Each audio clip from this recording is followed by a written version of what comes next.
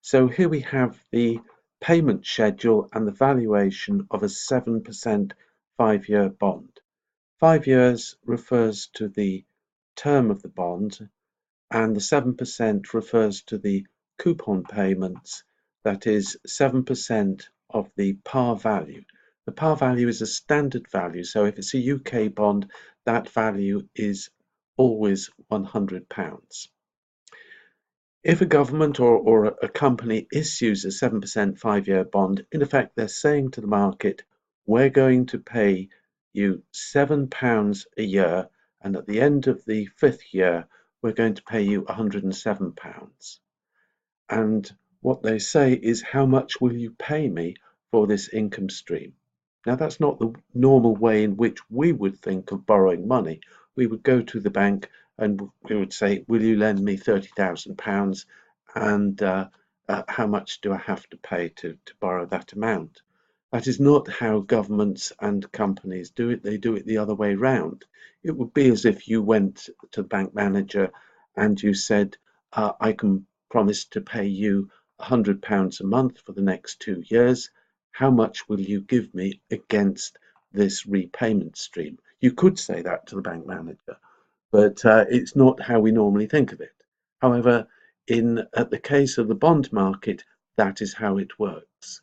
And it works for a very good reason, because it enables the market to look at you, look at the risk involved, and decide what value they're going to place on your promised income stream. And that value is going to depend on the risk that they associate with that income stream. In this particular case, we've assumed that the market has valued those income streams at a cost of 4% a year, where the cost is termed the discount rate and it is expressed as an interest rate. So every year it discounts all these annual payments back to the present.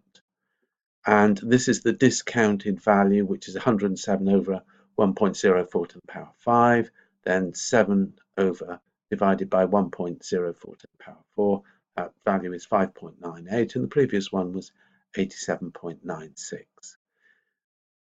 If we add up all these present values, these values that have been taken back to year naught, the present, the discounted value is 113.36. So in effect, we're saying that the market would pay £113 and 36 pence for this income stream.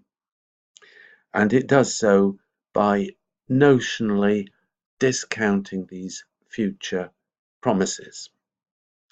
Now, this has particular values in the marketplace, and I will illustrate it here. First of all, it wasn't 5%, it was 0.0, it was 4%. Right, so that's the 113.36 that we were looking at here.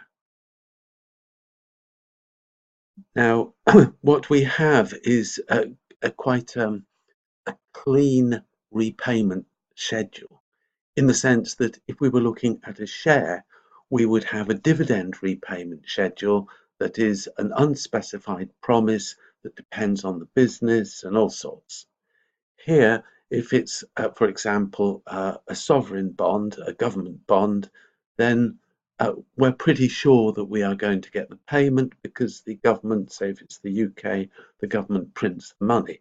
So there's not much risk involved if it's a government bond.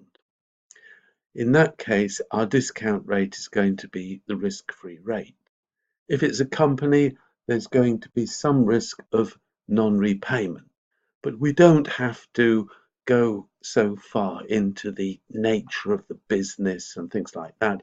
We just have to look and see how sound it is, how good its balance sheet and profits are. But we don't have to make a guess as to what the dividend payment's going to be. So it's really quite a guaranteed income stream that's being offered here. So these 5 sevens and the £100. But there is some risk.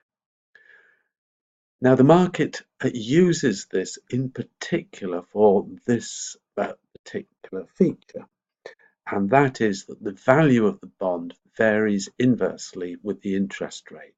So let's just see that in action. So at 4%, its value was 113.36. Now, what would happen if the interest rates went up to 5%? Well, we won't. So 5%, what would that value be? Well, it would be 0.05 there, and its value would be 108.66. And we can carry on. So we could go to 6% and put in that 0.6 like that, and its value would be 104.21. What we are seeing is the value of the bond varying inversely with the interest rate. As the interest rate goes up, so the bond value goes down. Now, we normally think of interest rates as earnings, but in this sense, it's really a cost of time.